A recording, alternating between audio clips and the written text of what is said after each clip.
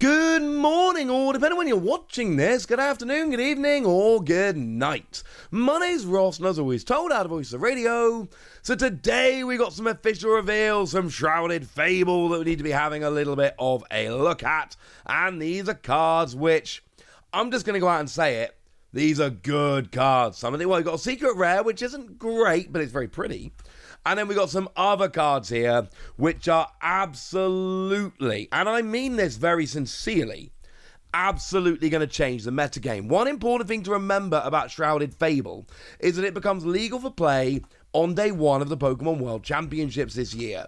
So we can't just look at this as, oh, you know, it's a cool set, we'll get to it later, because for players who are playing at Worlds, this is going to be the difference.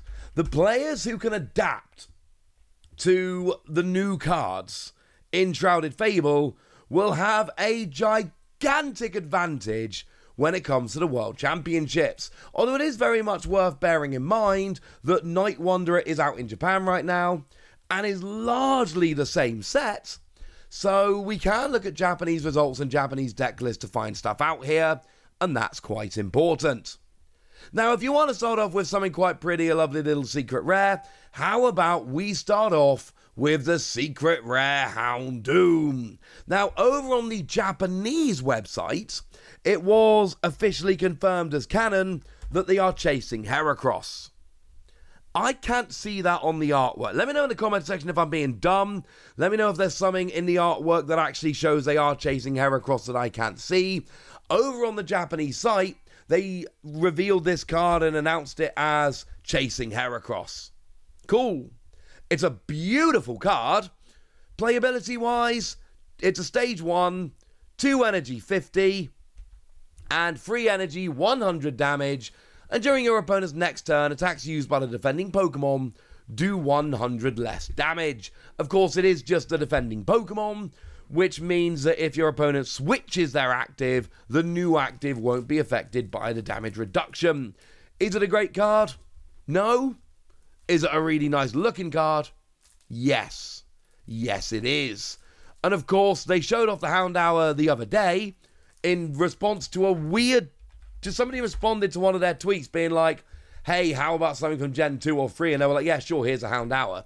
That was a weird way to reveal a card, but it was nice that they did. Well, good news. Now we got a Houndoom.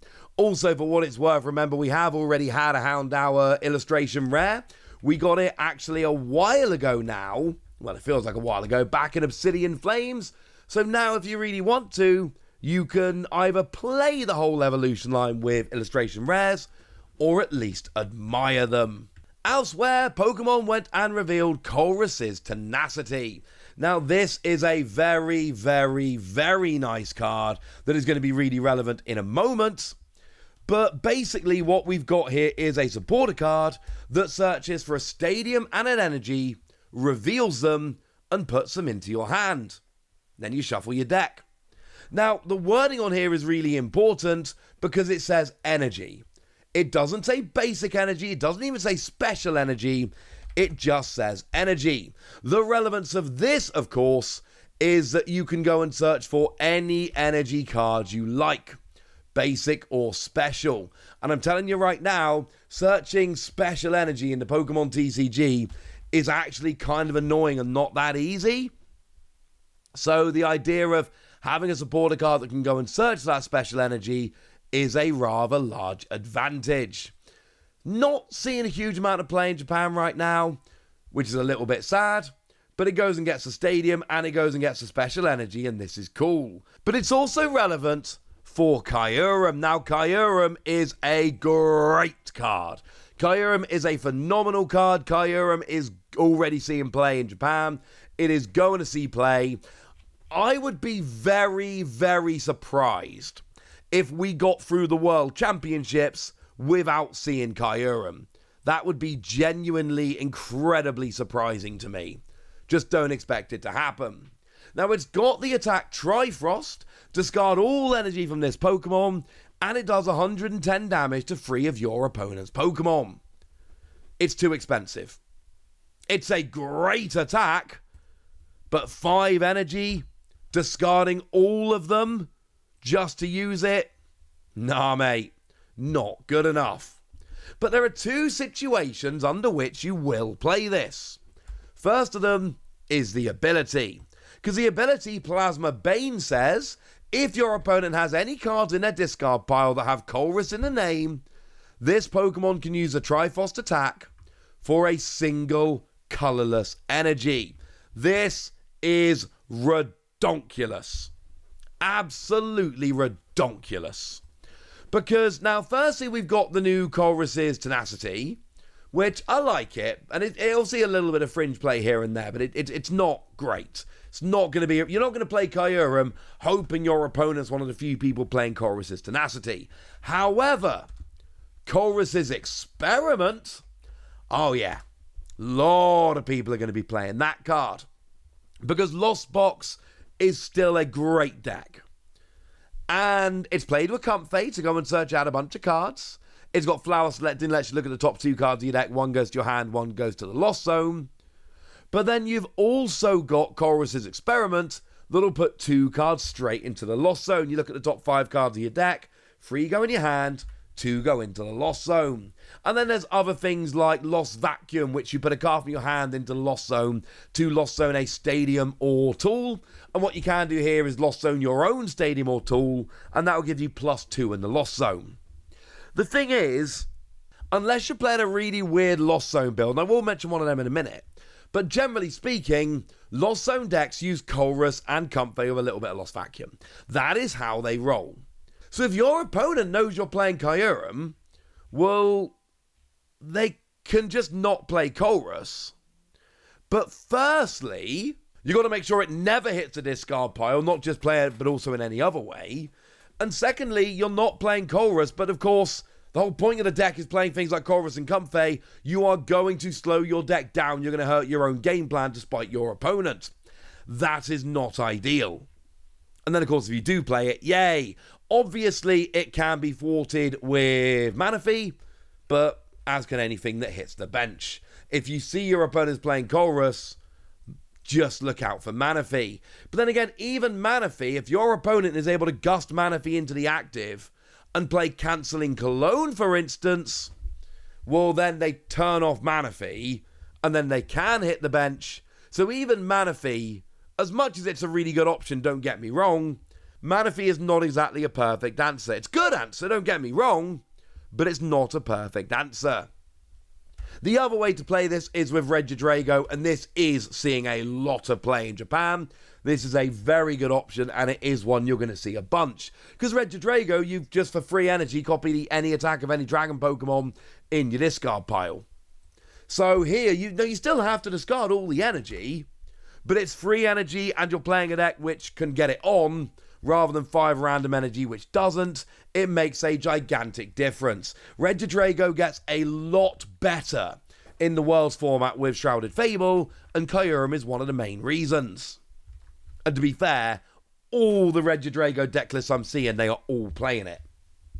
The other cards that have gone and been revealed are Dusclops and Dusknoir, and I show you them as a pair because they very much are a pair.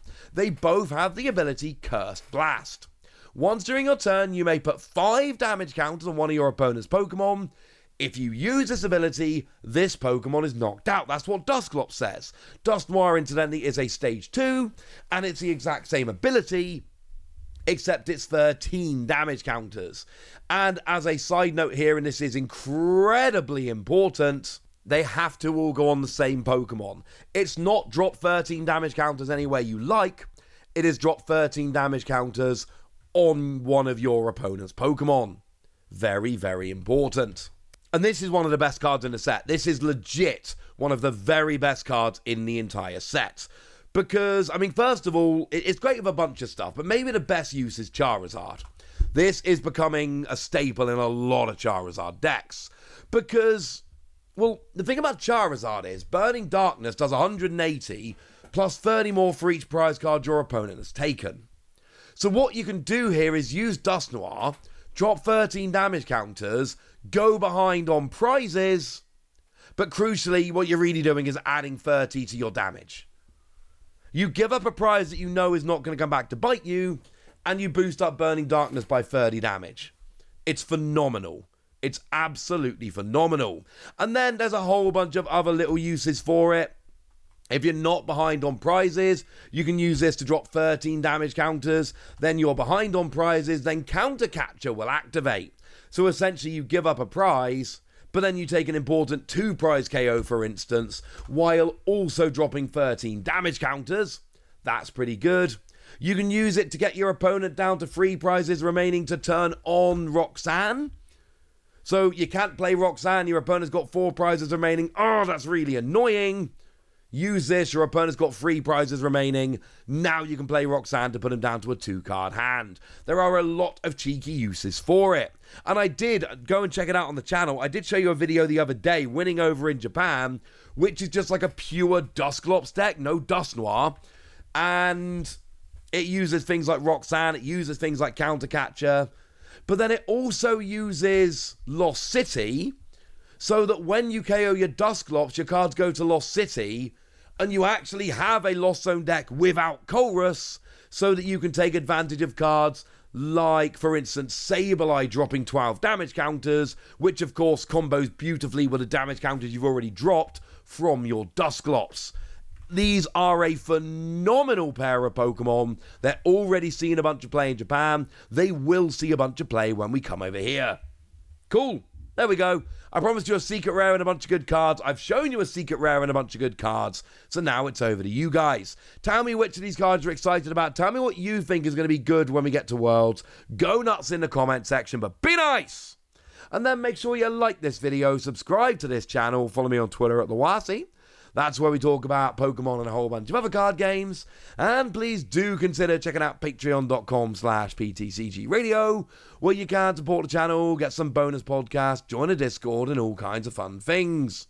And get shoutouts on the channel like the lovely Andrew Kincaid, who is a lovely person, helps out at a bunch of events. I saw them at the Play Lab at EUIC. Thoroughly lovely person. So thanks for the support, and thanks for being a thoroughly lovely person.